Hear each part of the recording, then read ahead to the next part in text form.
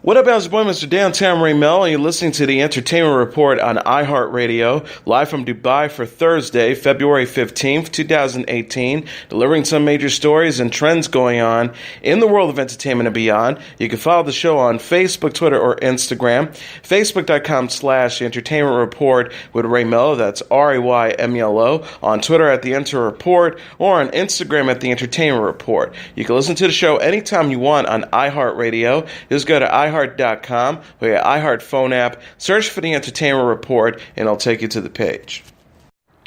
Fox has pushed back the release dates for James Cameron's Alita, Battle Angel, and The Predator from director Shane Black. Alita, Battle Angel has been moved from its original July 20th release date and will instead hit theaters December 21st. The Predator has switched places with thrillers The Darkest Minds and will be released on September 14th, with The Darkest Minds arriving in theater August 3rd. Cameron's producing Alita, Battle Angel with John Landau and wrote the screenplay based on the Yukito Kishiro's manga series with Lakita Ligagridis. Robert Rodriguez is directing the film about a female cyborg who becomes a criminal tracking bounty hunter. Rosa Salazar stars in the title role with Jackie Earle Haley, Eliza Gonzalez, Landa Condor, Mahershala Ali, Ed Sirkin, Jennifer Connelly, and Christoph Waltz co-star.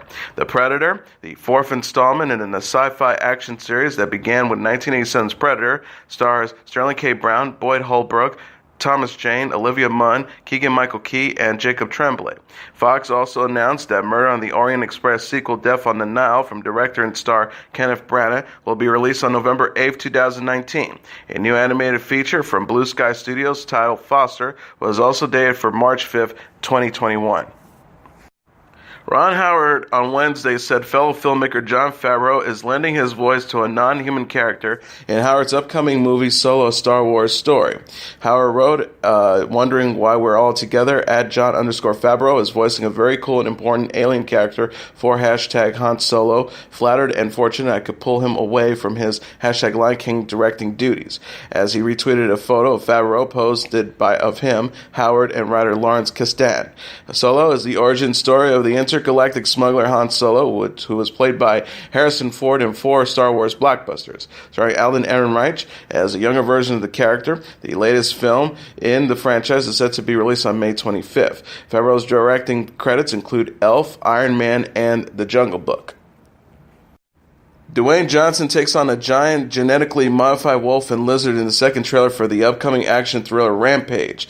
The clip released Tuesday explores Johnson's relationship with the silverback gorilla named George, who grows to a giant size after coming into contact with a mysterious object. Johnson then fights to protect his friend from the government as it tries to subdue the enraged but confused animal. Things get worse when George joins up with the giant wolf and lizard in destroying Chicago. As the military fights back, Johnson springs into action to rescue George and the city from the towering threats. The synopsis reads, primatologist David Okoye, played by Johnson, a man who keeps people at a distance, shares an unshakable bond with George, the extraordinarily intelligent silverback gorilla who has been in his care since birth. But a rogue genetic experiment guns array mutates this gentle ape into a raging creature of enormous size. To make matters worse, it soon discovers that there are other similarly altered animals as these newly created alpha predators tear across North America, destroying everything in its path. Okoye teams with a discredited genetic engineer to secure an antidote, fighting his way through an ever-changing battlefield,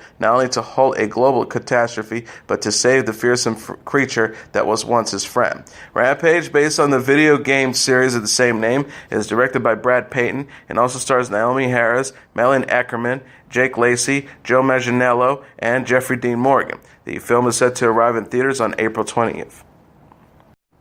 Metallica singer and guitarist James Hetfield appeared alongside Zac Efron in a new set photo from the upcoming Ted Bundy drama Extremely Wicked, Shockingly Evil, and Vile. The film's director, Joe Berlinger, who helmed the Metallica documentary Some Kind of Monster, shared the image on Instagram Tuesday.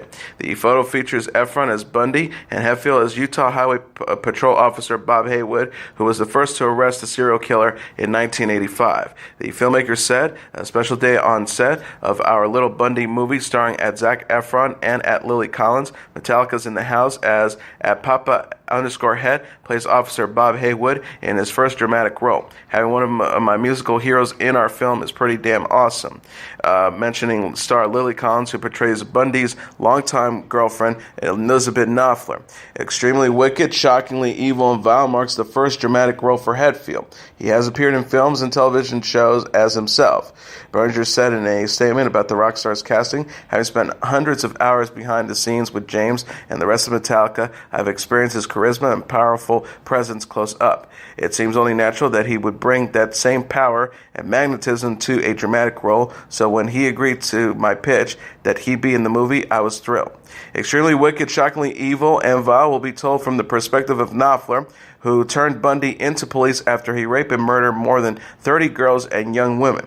He was executed in Florida in 1989. The film also stars Kaya Solidario as Bundy's ex-wife Caroline Boone, who had an ongoing relationship with the killer throughout his televised 1979 trial. Unbreakable Kimmy Schmidt Season 4 will be released in 2 parts, and the first 6 episodes will arrive on May 30th, Netflix announced.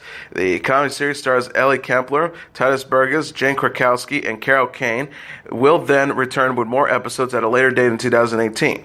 The move to split up Season 4 into 2 parts was made in order to give fans new episodes as soon as possible. Krakowski said Wednesday while appearing on NBC's Today. She says, "We finished filming Season 3 a year ago. We are thrilled to go back tomorrow. I also have really good news about our show because it's been so long. We're going to release the first 6 episodes on May 30th. We're going to shoot them and get them out as quickly as possible so we don't have to make our fans and audiences wait long." Unbreakable Kimmy Schmidt follows the adventures of Schmidt, played by Kempler, after she is rescued by a doomsday cult and starts a new life in New York City. The series is executive produced by Tina Fey, Robert Carlock, Jeff Richmond, and David Minner. Netflix said Wednesday it has renewed its comedy Grace and Frankie for a 5th season. Starring Jane Fonda, Lily Tomlin, Martin Sheen, and Sam Waterston, the show is expected to return with fresh episodes in 2019. It is about 2 women whose lives are unpended when their husbands reveal they are gay and want to be together. Entertainer RuPaul has signed on to play the recurring role of Benjamin Leday, a formidable and quick-witted adversary who faces off with Grace and Frankie, for Season 5, a news release said.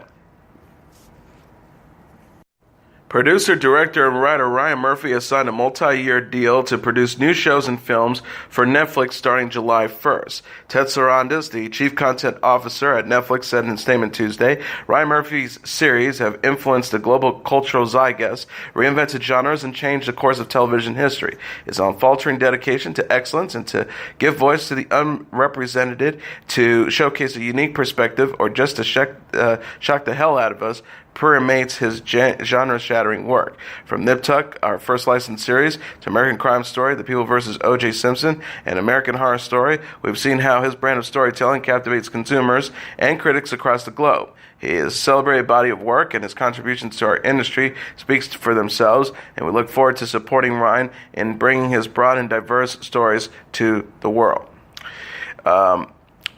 Murphy added, who also created Glee, says the history of this moment is not lost for me. I'm a gay kid from Indiana who moved to Hollywood in 1989 with $55 in savings in my pocket. So the fact that my dreams have crystallized and come true in such a major way is emotional and overwhelming to me. I'm awash and genuinely appreciated for Ted Sarandos, Reed Hastings, and Cindy Holland at Netflix for believing in me and the future of my company, which will continue to champion women, minorities, and LGBTQ heroes and heroines, and I'm honored and grateful to continue my partnership with my friends and peers at Fox on our existing shows. Murphy's Ratchet of One Flew Over the Cuckoo's Nest prequel series with Sarah Paulson and The Politician, a musical comedy starring Ben Platt, already lined up to premiere globally on the streaming service. Donald Glover, Brian Tyree Henry, and Lakeith Stanfield continue to try to better their lives in the latest trailer for FX's upcoming 2nd season of Atlanta, dubbed Robin Season. The clip, released Tuesday, features Glover's character Ern waking up inside a storage locker, being searched by police and finding monetary success as he is seen holding up a stack of $100 bills. As he beats, as Vanessa tells Glover, "You're going to get us, Rob." Robin season refers to a time in Atlanta before Christmas and New Year's when the crime rates rise. Henry's Alpha Papa boy Miles is seen continuing to pursue his rap career by recording a radio commercial while Stanfield's character is featured describing Robin season. He says, "Everybody gotta eat while sitting on top of a car." Atlanta Robin season is set to premiere on FX on March 1st. NBC says it has ordered a second season of its sci-fi thriller Midnight Texas. Based on the books by Charlene Harris, the show stars Francois Ananad as Manfred, a charming, powerful psychic who can communicate with spirits and find safety in midnight, surrounded himself with both humans and supernatural allies, news release says. Eric Carmelo and Nicole Snyder, who serve as consulting producers on the first season, will be showrunners for season 2. Harris said in a statement, "I am stoked at the prospect of a second season of Midnight Texas. I can't wait to revisit my favorite town to discover what its inhabitants have been up to the past few months. Now the viewers, who have been asking me questions daily, will have their reward."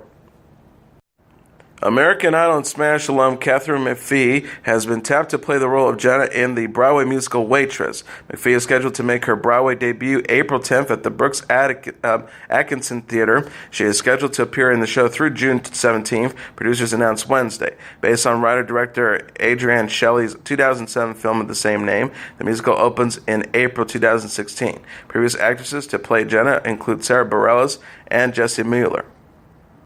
Boston Celtics point guard Kyrie Irving is back as a talented senior citizen baller in the first trailer for the upcoming sports comedy Uncle Drew. The clip released Wednesday features Get Down star Lil Ray Howery asking Uncle Drew for help in winning a basketball tournament after losing his life savings. Uncle Drew agrees to enter if he can recruit his old team, which consists of other NBA stars portraying senior citizens, including Shaquille O'Neal, Chris Webber, Reggie Miller, Nate Robinson, and Lisa Leslie of WNBA fame.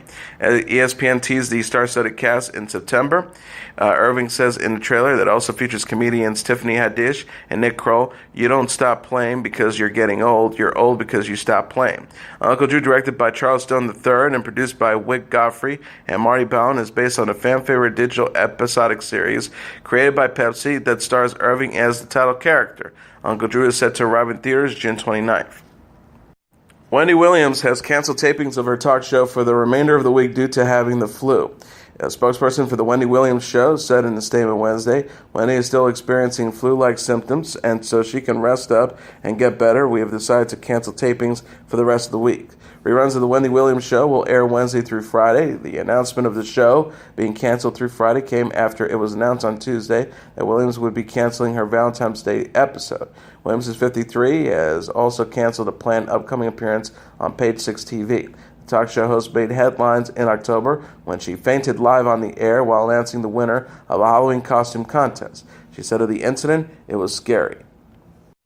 Hoda Kotb's boyfriend and daughter surprised the star with a special message on Valentine's Day.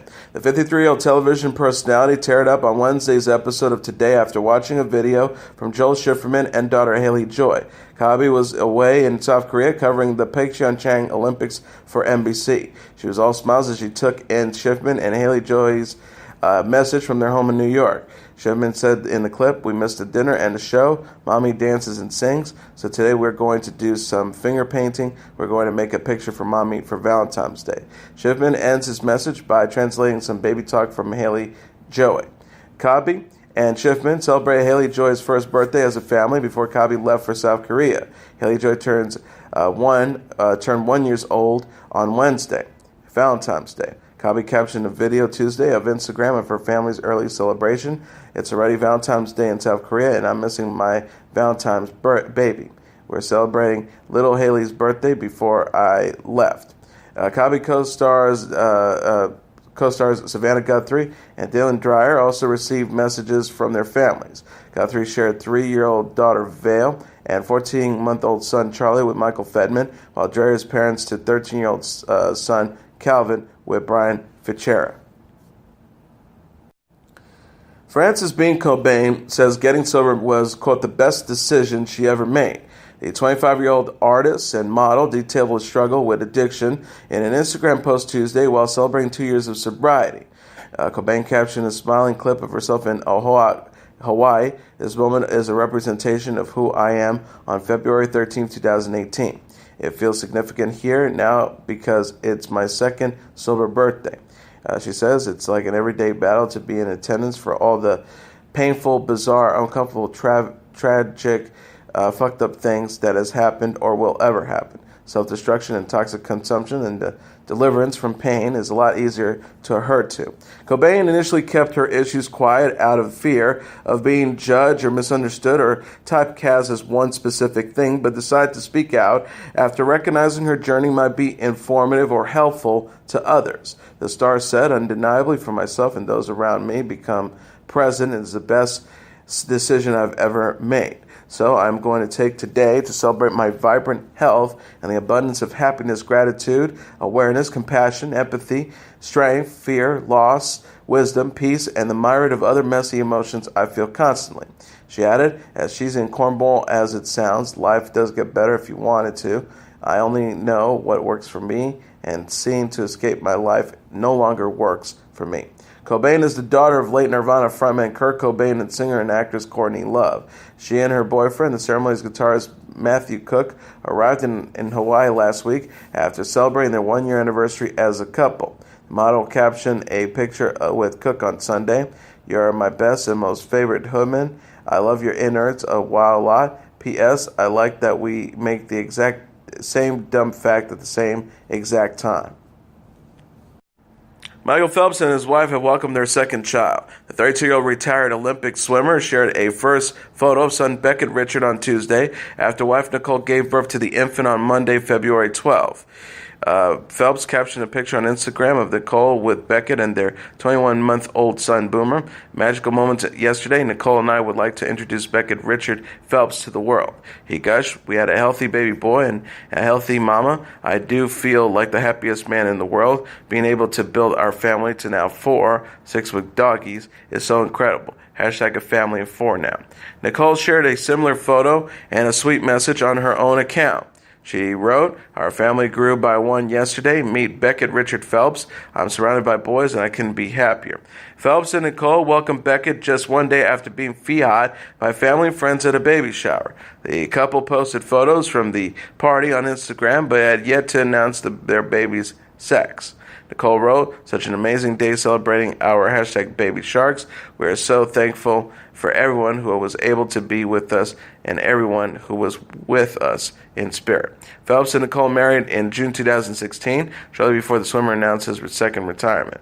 Phelps remains the most decorated Olympian of all time with a total of 28 medals, 23 of which are gold. Lena Dunham says she underwent a hysterectomy and her ongoing battle with endometriosis.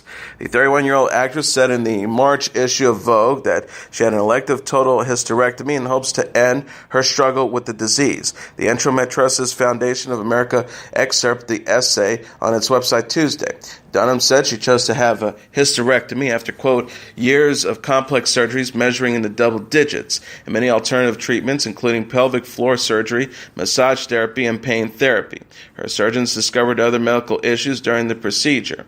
The star said in addition to endometrial disease, an odd hump-like protrusion and a septum running down the middle, I had to retrograde bleeding, aka my period is running in reverse so that my stomach is full of blood.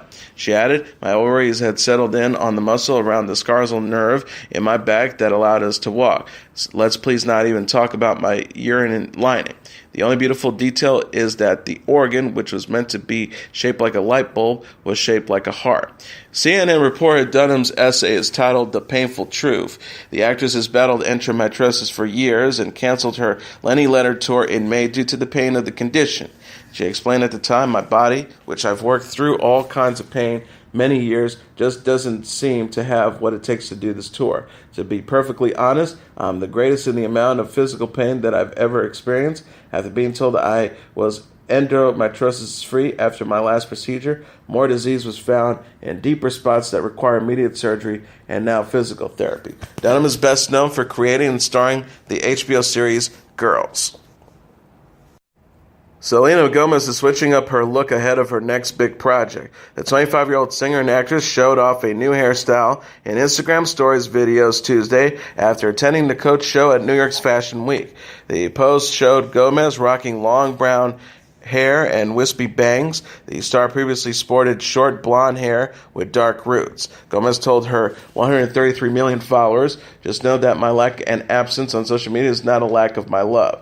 I'm working on a bunch of stuff and I will love on you guys so soon, I promise." She also added, and also last thing, I might get in trouble for saying this, but I'm doing some really cool stuff with Coach that's coming. See, this is why I can't be on social media. I say everything.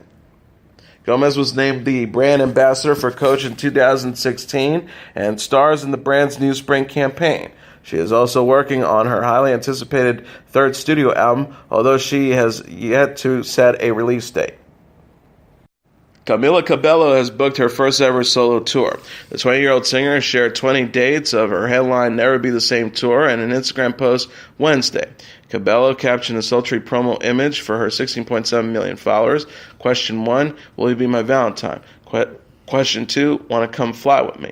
She added, hashtag Never Be the Same tour. Pre-sale starts tomorrow and general on sale is Friday. All dates at CamilaCabello.com. Cabello will kick off the venture April 9th in Vancouver, British Columbia, and bring the North American portion to a close May 4th in New York City, New York. She will perform 4 dates in the UK in June. Never Be the Same is a support of Cabello's debut studio album, Camila. The album debuted at number 1 on the Billboard 200 albums charts in January, including the hit singles Havana and Never Be the Same. Cabello said of her process in an interview with the New York Times in January, "I feel like the best way to come up with something new and different is just to be the you possible. If you pull from any of the different little parts of yourself, nobody can replicate that." Cabello came to fame with the girl group Fifth Harmony. She left the group in 2016. And here are the top 10 songs on the Billboard Hot 100 singles charts for the week of February 17th. Number 10, Halsey with Bad at Love. Number 9, Baby Reha and Florida Georgia Line with Meant to Be. Number 8, Migos with Stir Fry. Number 7, The Weeknd and Kendrick Lamar for Pray For Me. Number 6, Dua Lipa with New Rules. Number 5, Post Malone featuring 21 Savage with Rockstar. Number 4, Camila Cabello featuring Young Thug with Havana. Number 3, Bruno Mars and Cardi B with Finesse. Number 2, Ed Sheeran with Perfect. And the number 1 song on the Billboard Hot 100 singles charts for the week of February 17th, Drake with God's Plan. And now let's take a look at what happened on this date in entertainment history. On this date in 1950, Walt Disney's animated feature Cinderella opens in theaters across the United States. The Chicago-born Disney began his career as an advertising cartoonist in Kansas City. After arriving in Hollywood in 1923, he and his older brother Roy set up shop in the back of a real estate office and began making a series of animated short films called Alice in Cartoon Land featuring various animated characters. In 1928, he introduced the now immortal character of Mickey Mouse in 2 silent movies. That November, Mickey debuted on the big screen in Steamboat Willie, the first fully synchronized sound cartoon ever made. Walt Disney provided Mickey's squeaky voice himself. The company went on to produce a series of sound cartoons, such as the Silly Symphony series, which included the Three Little Pigs in 1933, and introduced characters like Donald Duck and Goofy. Disney made a risky bet in 1937 when he championed and put $1.5 million of his own money into Snow White and the Seven Dwarfs, the first ever full-length animated feature film. The risk paid off in spades after the film grossed $8 million at the box office, an incredible sum during the Great Depression. 4 more movies and animated hits followed in the growing Disney canon: Pinocchio in 1940, Fantasia in 1940, Dumbo 1941, and Bambi 1942, before full-scale productions were stalled by wartime economic problems. By the end of the decade, audiences were eagerly awaiting the next great Disney offering, having had to satisfy themselves with the so-called package films like Make My Music in 1946 and Melody Time. Cinderella is based on another Brothers Grimm fairy tale, was chosen for its similarity to the Snow White story. The film's immediate source was Charles Perrault's French version of the fairy tale, which tells the story of a young girl whose father dies, leaving her at the mercy of her oppressive stepmother and 2 unsympathetic stepsisters. As in Snow White, Cinderella gets the help of new friends in this case, singing mice and birds, as well as a fairy godmother, to escape the prisons of her servitude and win the hearts of Prince Charming. Along the way to its happy ending, a Disney trademark, the film featured a lively animation sequence and enduring songs like "A Dream Is a Wish Your Heart Makes" and the Oscar-nominated "Bibbidi Bobbidi Boo." 6 years in the making, Cinderella became one of Disney's best-beloved films and one of the highest-grossing features in 1950. As with Snow White and other classic animated features, the studio had periodic re-releases of Cinderella in 1957, 1965, 1973, 1981, and 1987, among keeping the popularity alive amongst new generations of moviegoers. Also on this date in 1984, Broadway legend Ethel Merman dies. She was as big a star as the American stage ever produced, a legend both in her own time and beyond it. She had neither the looks nor the dance ability that typically recommended of a young woman for the Broadway standard, but she had a vocal instrument that simply could not be ignored. She needed no hidden microphones. She needed no hidden microphones was the line from her New York Times obituary that could have easily been served as her epitaph. Yet, Ethel Merman wasn't just a belter. She was a performer who connected with live audiences in ways that only comes along once or twice in a generation. This much was clear from the very first night of a professional career that spawned 5 decades. Born Ethel Agnes Zimmerman in Astoria, New York, in Queens in 1908, Ethel Merman died of natural causes in her New York City apartment on this date in 1984. Ethel Merman once said, "You may have done it all right elsewhere, but you haven't really done it until you face a New York first night crowd." No one faced a New York first night crowd with the confidence that Merman did.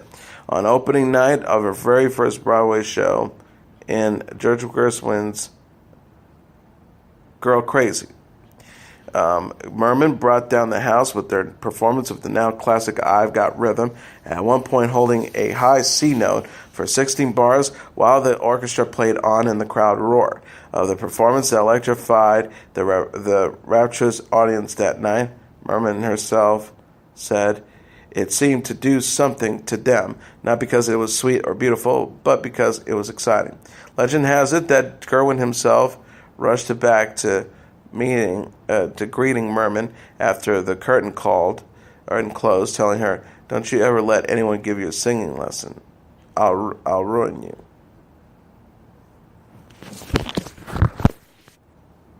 Gershwin was not alone among legendary Broadway composers in his praise for Ethel Merman. Irving Berlin, who wrote the song for which she may be more famous for, "There's No Bitches Like Show Business," from "Annie Get Your Gun," said of Merman, "You give her a bad song and she'll make it sound good. Give her a good song and she'll make it sound great. And you better write her a good lyric. The guy in the last row is going to hear every syllable." And as your entertainment report for Thursday, February 15th, 2018, I'm your host, Mr. Downtown Ring Melo. I'll be back tomorrow to deliver some major stories and trends going on in the world of entertainment and beyond. You can follow the show on Facebook, Twitter, or Instagram. Facebook.com/The Entertainment Report with Ray Melo. That's RAYMELO. On Twitter at The Enter Report, or on Instagram at The Entertainment Report. You can listen to this episode or any previous episodes of The Entertainment Report anytime you want on iHeartRadio. Just go to iHeart.com or your iHeart phone app, search for The Entertainment Report, and it'll take you to the page. Good night, and God bless you all.